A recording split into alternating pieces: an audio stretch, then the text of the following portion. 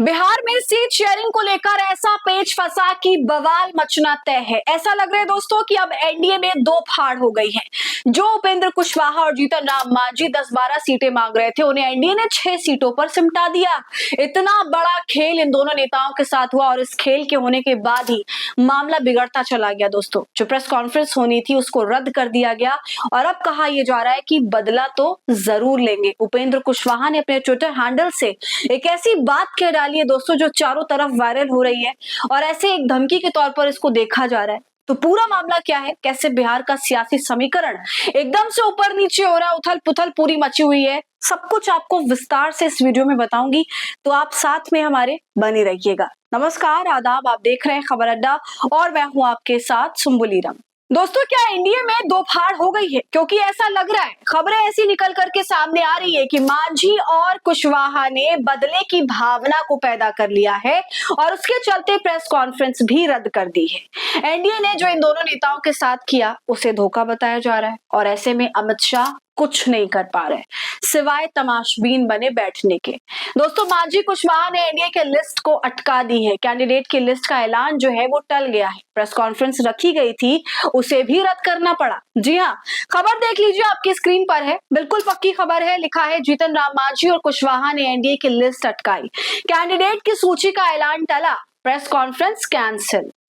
तो बिहार में एनडीए के सीट बंटवारे को लेकर के जीतन राम मांझी और उपेंद्र कुशवाहा की नाराजगी ने सीट और कैंडिडेट लिस्ट की घोषणा जो है उसे टलवा दिया है। ये पूरा बवाल दोस्तों कल हुआ और उसके बाद से उपेंद्र कुशवाहा ने जो ट्विटर पर अपने कार्यकर्ताओं को पत्र लिखा, उससे अब काफी बड़ा संकेत माना जा रहा है। आपको ये बता दूं, कल शाम 4 बजे की प्रेस कॉन्फ्रेंस होनी थी मगर उसे कैंसिल कर दिया गया। जीतन राम मांझी और कुशवाहा के साथ आप कह सकते हैं दोस्तों कि जो धोखा, जी हाँ, धोखा जो एनडीए आलाकमान ने किया है, यानी मोदी शाह ने किया है, उसका बदला मांझी और कुशवाहा ने लिया। जी हाँ, क्योंकि एनडीए के उम्मीदवारों के लिस्ट की अनाउंसमेंट को ही रद्द कर दिया गया क्योंकि अभी तक पेच फंसा हुआ है, इस पर कोई क्लियरेंस नहीं आई है। और कहा तो फिलहाल ये भी जा रहा है कि हो सकता है नीतीश कुमार ही अलग हो जाए और या तो वो आजाद चुनाव लड़े या किसी के साथ मिलकर चुनाव लड़े, मुख्यतः विपक्ष के साथ। और ये जो घोषणा होनी थी जो रद्द हो गई, उसकी जानकारी देने वाले जेडीयू ही है। ट्वीट करके इसकी जानकारी दी गई और फिर असमंजस की हालत ऐसी कि उस ट्वीट को बाद में डिलीट भी कर दिया गया।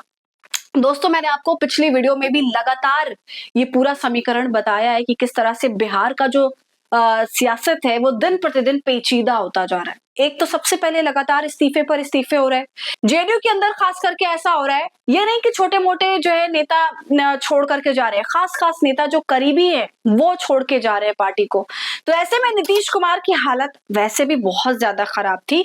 उनको इस चुनाव में अपनी पार्टी को जीवित रखना है क्योंकि हम सभी जानते हैं कि भारतीय जनता पार्टी जिसके भी साथ विलय करती है वो उसे सहयोगी दल को एक तरह से खा जाती है और यही बात नीतीश कुमार को खाई जा रही है। उनके साथ साथ चिराग पासवान को भी ये बात खा रही है। जीतन राम मांझी, उपेंद्र कुशवाहा, क्या सबका यही हाल है? सभी को अपनी पार्टी को बचाना है, उसका संरक्षण करना है और ऐसा तभी हो पाएगा जब मनचाही सीटें इनको मिलेंगी और ऐसा हो नहीं पा रहा। ऐसे तो एनडीए के नेताओं ने दोस्तों रविवार की शाम सीट बंटवारे को आपसी सहमति से करने का दावा तो किया था, लेकिन वो बस एक मीडिया के सामने किया गया दावा ही रह गया। अंदर ही अंदर जीतन राम मांझी हो या फिर उपेंद्र कुशवाहा हो, वो आलाकमान से भयंकर नाराज चल रहे थे और नाराजगी का आलम यहाँ तक पहुंचा कि लिस्ट का अनाउंसमेंट करना था, साथ ही साथ प्रेस कॉन्फ्रेंस करनी थी, सब कुछ रद्द कर दिया। इसके बाद दोस्तों जीतन राम मांझी को छोड़कर बाकी सारे नेताओं ने एक ही तरह का ट्वीट भी किया। हालांकि दोस्तों बाद में जीतन राम मांझी ने यह कहा कि उन्हें जो सीट मिली है उसमें वो संतुष्ट हैं, मगर साथ में उन्होंने ये भी कहा कि एनडीए को इसका खामियाजा जरूर भुगतना पड़ेगा। और मांझी के सुर में सुर उपेंद्र कुशवाहा ने भी मिलाया और उन्होंने भी ये कहा कि ये जो कुछ भी हुआ है इसका खामियाजा एनडीए को भुगतना ही पड़ेगा। और अब दोस्तों ये सब कुछ हो रहा है तो विपक्षी पार्टियों के नेता भी मांझी और कुशवाहा पर तंज कस रहे हैं, उनकी जो फिलहाल की हालत है उस पर चुटकी ले रहे हैं। तो अब देखने वाली बात है कि इस मामले पर किस तरह से सहमति बनती है। वैसे अभी भी चुनाव में वक्त है, इस बीच बहुत कुछ हो सकता है, क्योंकि भारतीय जनता पार्टी का नीतीश कुमार को 101 सीट ऑफर करना और साथ ही साथ चिराग पासवान के साथ भी ज्यादा खींचतान नहीं हो पाई, क्योंकि चिराग पासवान बिल्कुल अपनी डिमांड पर अड़े हुए थे। उनका 29 सीटें दी गई उनको। ये सारी इंफॉर्मेशन दोस्तों एनडीए के नेताओं द्वारा सामने आ चुकी है, मगर अब एक बार फिर से प्रेस कॉन्फ्रेंस करी जाएगी और इसको क्लियर किया जाएगा।